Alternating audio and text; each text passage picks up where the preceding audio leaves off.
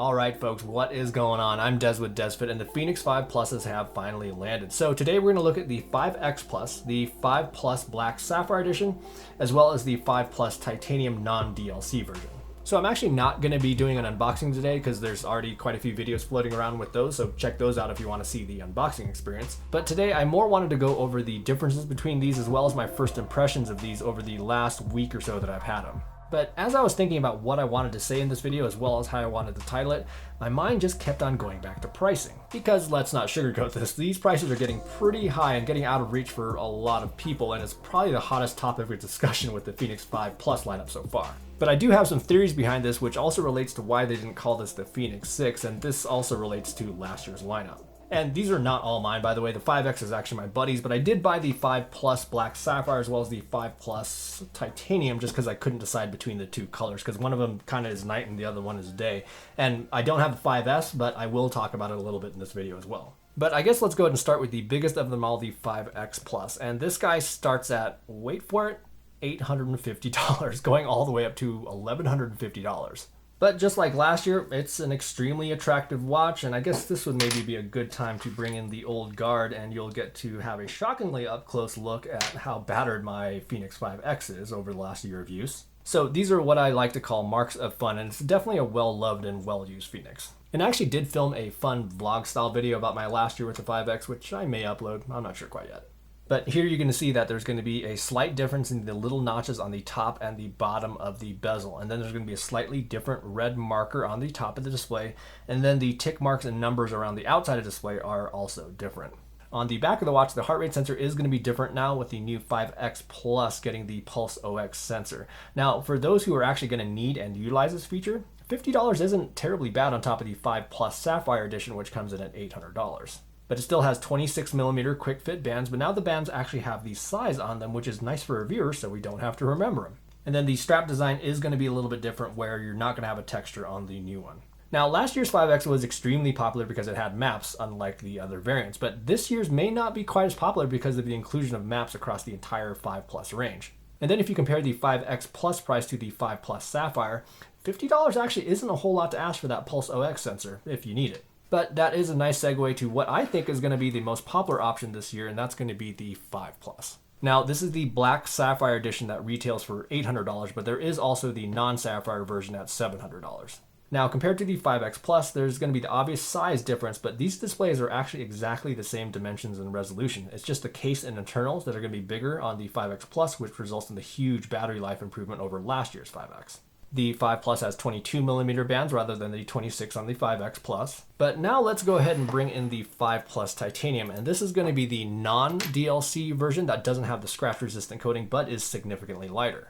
Now, significant is obviously a relative term, and it's going to be 10 grams lighter than the Black Sapphire Edition. And 10 grams may not sound like much, but you can definitely feel it when you're holding them and definitely feel it when you're wearing it as well. But with both the standard as well as titanium version of the 5 Plus, they share the exact same guts, but on the outside you're going to have that titanium bezel and then color matched screws, buttons, as well as the back. And then these are not going to be titanium like the bezel though.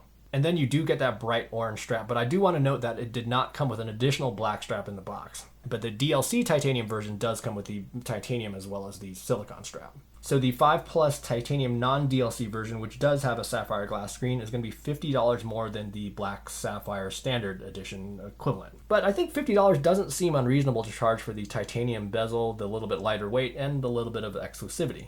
But like I said, I couldn't necessarily decide between these two because they are just so different than one another. You have your super stealthy look over here and then a not so quiet look over here.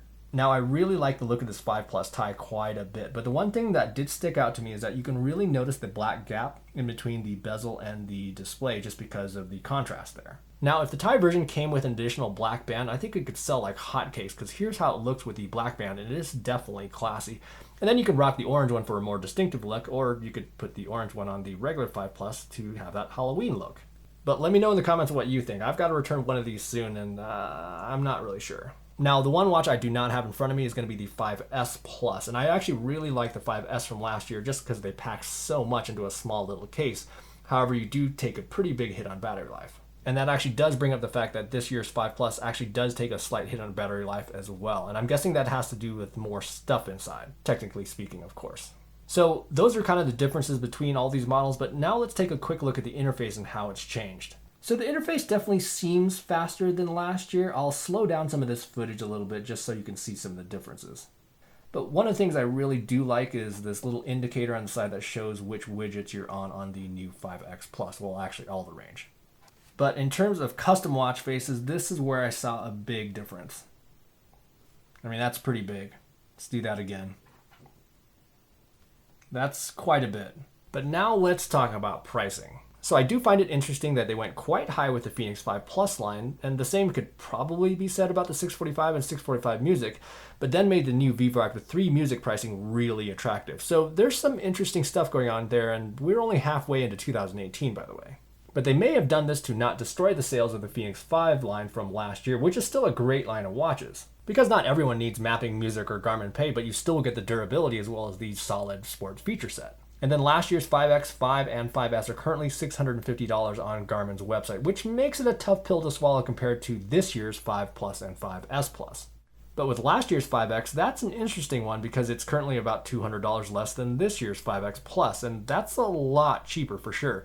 So if you don't need that Pulse OX sensor, music, or Garmin Pay, that's an interesting option since the battery life, although it's not quite as much as this year's, is still really good. However, if you are considering last year's 5X, think about this year's 5 Plus, but the non-Sapphire edition. It's actually only $50 more at today's pricing, and I'm sure that's going to change, but that's food for thought if you don't need a Sapphire, but you do need maps. And then lastly, let's talk about one of my favorite watches ever, the 3HR. That is still a phenomenal deal for a really good watch. It's big, it's heavy, but man, it is so cheap right now and has a solid feature set as well as really good battery life. But do keep in mind that it does not have Bluetooth sensor support and some third-party apps may not be compatible. So the pricing is kind of interesting once you start to look at the previous generations, and I threw out a lot of numbers and hopefully I got all the details correct. But if you do look at the current 2018 lineup, there's kind of a missing gap there from the 645 Music to the 5 Pluses. And that's where last year's Fenix 5s come into play, and I think, and it could be a big reason they didn't call these the 6. Just to not completely outdate last year's offerings. And these prices are as of the beginning of July 2018, so they may change, but I do have links in the description where you may be able to find them cheaper.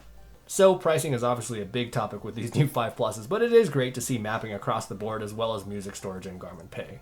But like I said, I have already had these for about a week and I've already been doing some testing, and I think I'm going to split these up into smaller videos just because of the massive feature sets.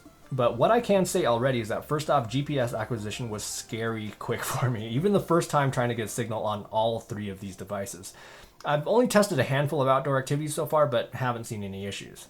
The altimeter straight out of the box without any calibration is pretty close actually, 5104 over here, 4990 over here, and then this one is a bit off at 5316, and it's around 5,015 feet where I'm currently at. And lastly, I have not had any issues with the charge and sync cable hooking it up to Garmin Express on a Mac, and I know that there were some issues with that last year. Anyhow, that's going to do it for this video, but be on the lookout for plenty of Fenix 5 Plus videos coming soon.